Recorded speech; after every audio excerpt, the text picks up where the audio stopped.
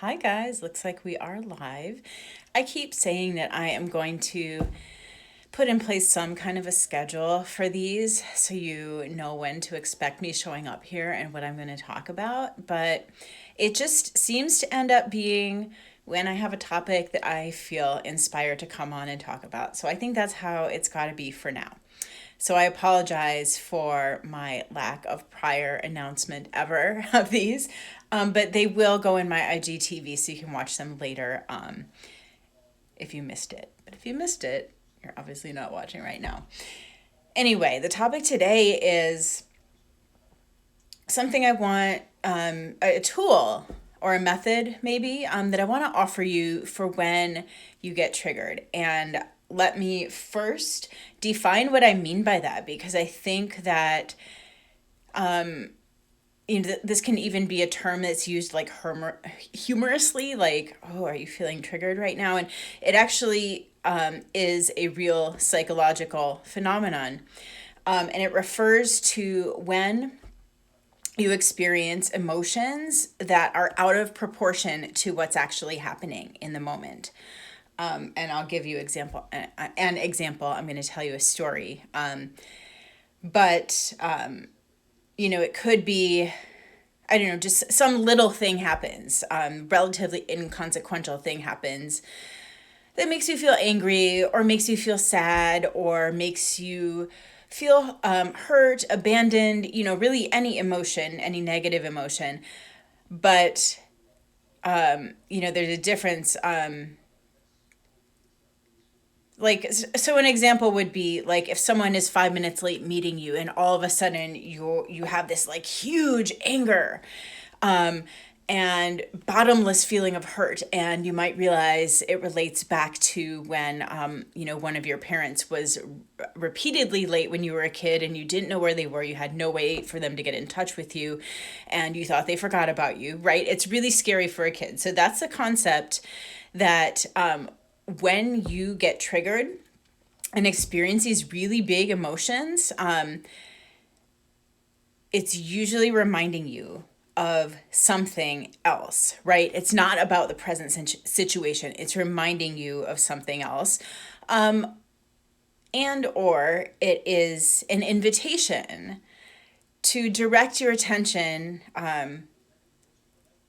to questioning, okay, what's actually going on for me? Spend some time in reflection, figuring out what's actually happening for you and what this is reminding you of. It can also be actually when someone else's behavior reminds us of something that we don't accept in ourselves or we have a hard time forgiving ourselves for. And that's actually what the story is about that I'm going to tell you. But first, I want to ask, and this is an invitation to leave a comment anytime, right this minute if you have an example, like right at the ready. But if an example comes to you of a time that you have been triggered in the way that I'm describing, I want to hear what that was for you. Because I know it's just a full range of emotions and so many different scenarios that can prompt this. And then also, if you understand what happened, or maybe you're still not sure why you're being triggered. So leave me a comment. Let me know how this concept is showing up in your life, if it ever has before. So the story that I'm going to tell you, I can't remember why this came to my mind today, but the memory came back really strongly. And I think, well, that's right. I was reading something that related to it, and I kind of like just understood in a new way my reaction to this incident. So it was when in my previous job, was a writer and editor with Harvard Magazine, and I was traveling in Uganda and several countries in Africa. But when this happened, I was in Uganda on assignment for the magazine. I was there to check out some of the work, research projects by Harvard students and Harvard faculty. So it was things in healthcare, education, nutrition, clean water, different projects like that. Basically different kinds of development work. And in Uganda, I was staying in a village and being hosted by a family. But my kind of guide around was this Harvard undergrad who had spent time there on a volunteer project and working with a specific school. So when I went to visit the school, I had asked beforehand, okay, how many students are in the class that we're going to be visiting? I forget the number, say it was 15. So I had a whole bunch of, stuff that I had brought for these kids because I knew that they might appreciate getting a souvenir from this person visiting their classroom from halfway across the world. But, this kind of, in marketing, we call it collateral, like the little things you pick up at events from the booths. If you have been at like different like food shows, there's like little souvenirs that you can get in the booth, things like that. So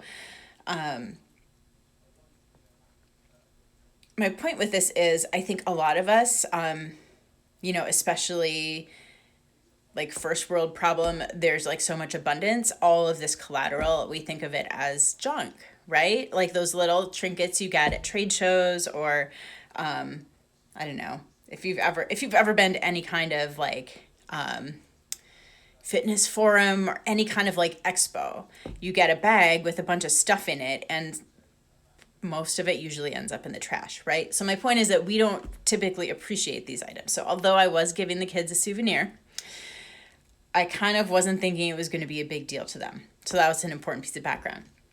So we went to the school and what had happened was they had combined like 2 or 3 classrooms together so they could all just hear from me and hear why I was there. So I gave a little talk about what I was doing there. And I forget even, this was a long time ago. This was like over 10 years ago now.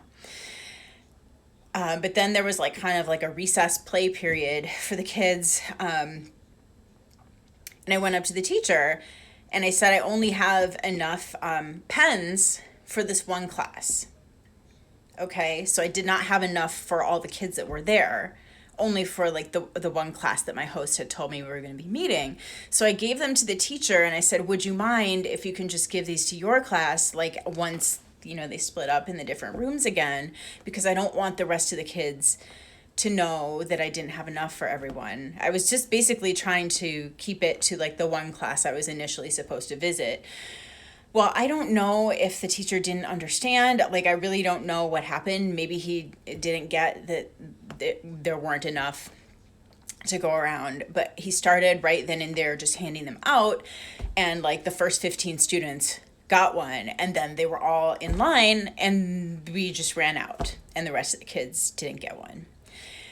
And like, it just was really clear when, they rushed to line up and the first kids accepting the pens that were being given out, they were so happy. And, like, I don't mean to be patronizing and I didn't want to be then and I don't want to be now, but these kids looked really joyful at getting this souvenir and they're putting it in their pocket of their school uniform and kind of showing it off. And they just looked, happier than I expected.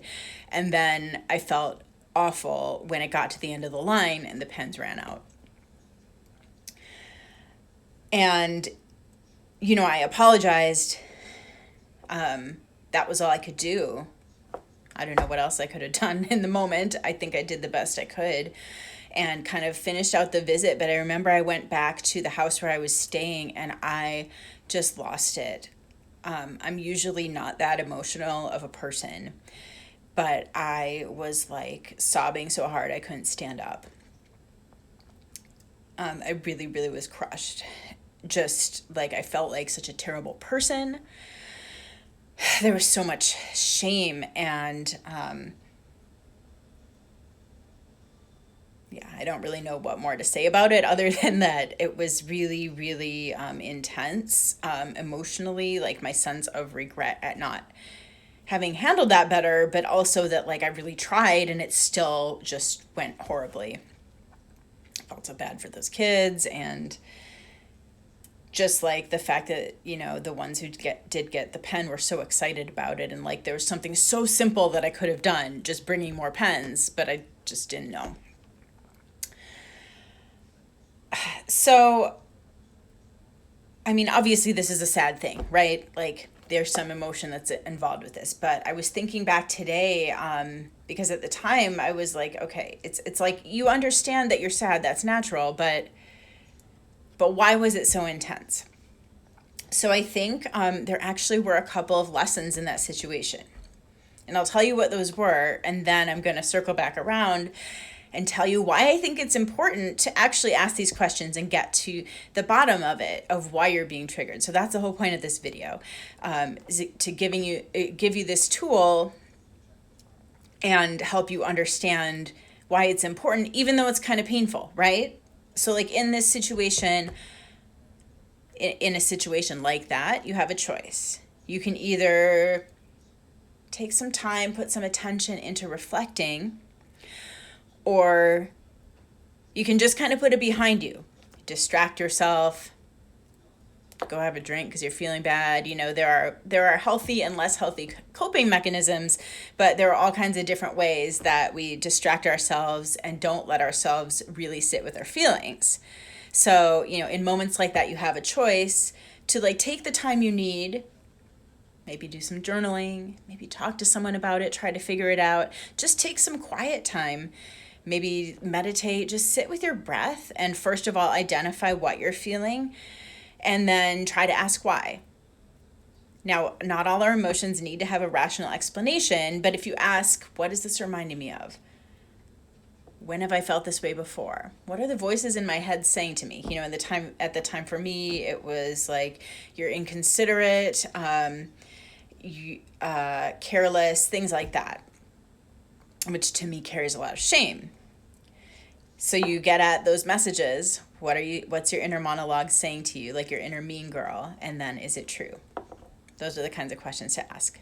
So you can sit and you can do that, or you can go out and just I see it as like painting over the top instead of examining the writing on the wall. I'm probably mixing my metaphors horribly, but don't just paint over the top, because then whatever was underneath is still there. And it's just gonna get triggered again. Like you have to keep covering it over and over and over until you figure it out. Okay, maybe we're like scraping off the old wallpaper instead of painting over it. I think that's a better analogy. Okay, so the lessons from the incident with the kids in the school. So the first one, I think, was just the value of experiencing new perspectives. And this is a lesson for me in everywhere that I've traveled. There are so many moments that you never see coming where you realize that people see things completely differently. So if you're watching this and you've done traveling and you've had moments like that, leave me an example in the comments. I know you've had them, because it happens every single trip multiple times. But those moments that kind of blow your mind, where you're like, oh, I didn't realize this was a cultural thing. I just took it for granted it was like a universal human thing. But no, it varies from culture to culture. So in the case of the kids, it really was like not taking these like small, cheap items for granted, right? Not being like, yeah, gee, thanks. Like, think if you went to a classroom in the US and gave the kids free pens, probably the majority of them would be like, yeah, gee, thanks. And maybe they keep it, maybe they use it, but like they probably don't really treasure it to where they're like tracking it, hanging on to it, keeping track of where it is. Maybe they put it in their desk and lose it. Maybe they throw it in the trash. They probably use it, but they're not, it's not like a cherished gift is my point. Okay. So that's an example that it just never occurred to me that the gift would kind of like make these kids' day. And I might have thought about it a little more carefully. But the second lesson, actually, I think I did think it through pretty carefully, of like asking how many kids are in the class and making sure that I had enough. I don't know what else I could have done. And then trying to talk to the teacher when the kids weren't paying attention, that, please hand these out after like the other classes are not in the room anymore. But so the second lesson is sometimes we hurt others without meaning to, and we're inconsiderate in ways that we truly could not have predicted. And I had to forgive myself. Like, that's what was so hard, is I guess I realized that a core value for me is being considerate, kind of thinking through the situation and like what could possibly go wrong. Like, that's a core value for me. And I had done that and it still didn't work out. So it was like the death of this belief that like with the proper amount of planning, you can avoid things like this happening. Like, sometimes you just can't avoid it. Sometimes we make mistakes. Sometimes things go wrong. And that's something that's just in general hard for me to accept, but especially hard for me to accept in myself, that I sometimes make mistakes. And so the experience taught me to be more charitable toward myself and toward others, and give them the benefit of the doubt and assume that their intentions were good and they did the best they could. Because like I kind of looked like a jerk that day to the kids. And I would love for them to assume that I really meant to give them all a gift. And it wasn't just like, here's enough pens for 1/3 of you. So it really made me think about like how many times in my life have I thought, oh, she should have known better. Probably a lot, like when it comes to infertility. And I think that, I've gotten to the point where there's not much people can say that upsets me anymore, but there's been a couple things that have happened where it's like, okay, this person really should have thought about who she was talking to before those words came out of her mouth. I definitely have found myself feeling that and thinking that. And at the same time, I never want people to feel like because they don't know what to say, they're just going to like cut off contact or not talk to me. Like, I'd rather have them put their foot in their mouth and like keep the lines of communication open.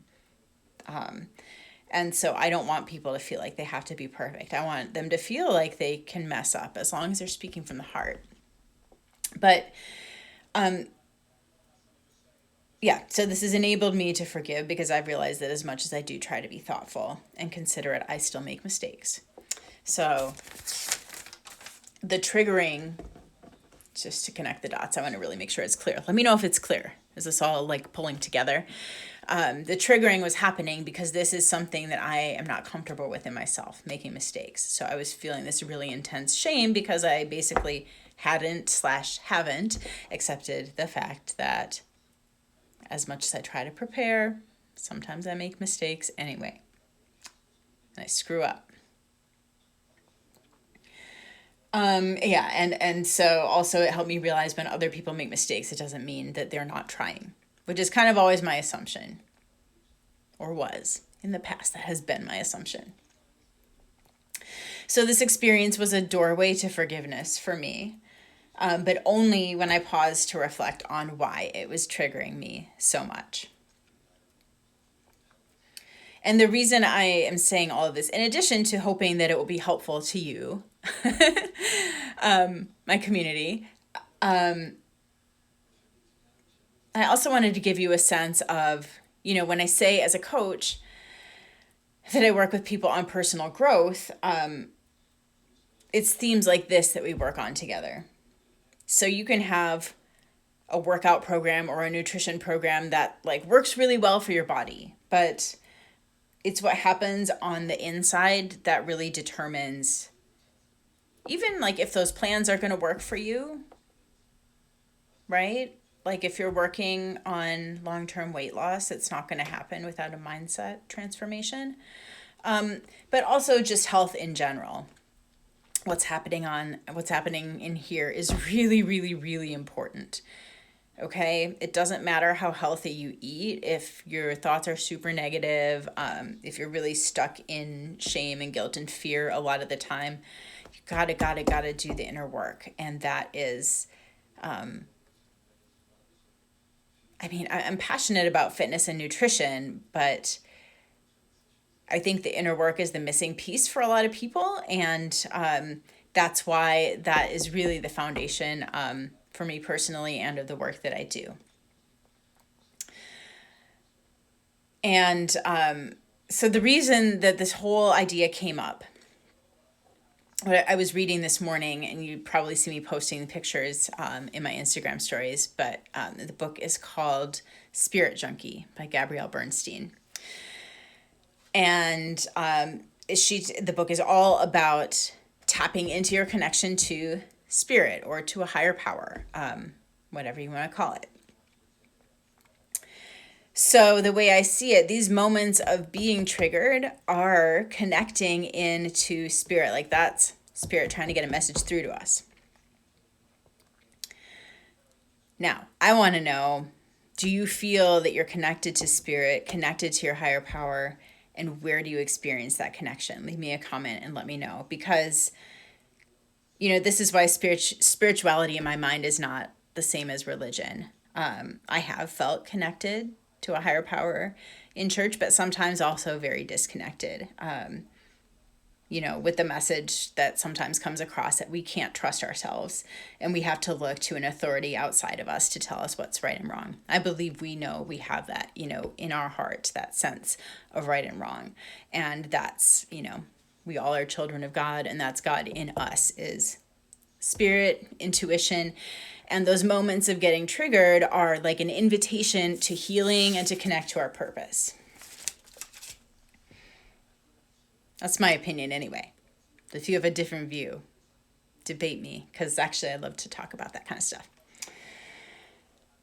So when we talk about following our intuition, I believe that's spirit guiding our lives, tuning us into our divine purpose, through our talents, through what we enjoy doing, through the people we meet, and yes, through being triggered, to look deeper at what beliefs are activating those strong emotions in us.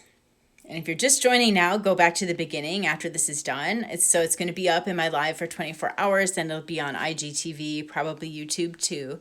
But it all ties together, but you're probably a little lost if you didn't hear the beginning.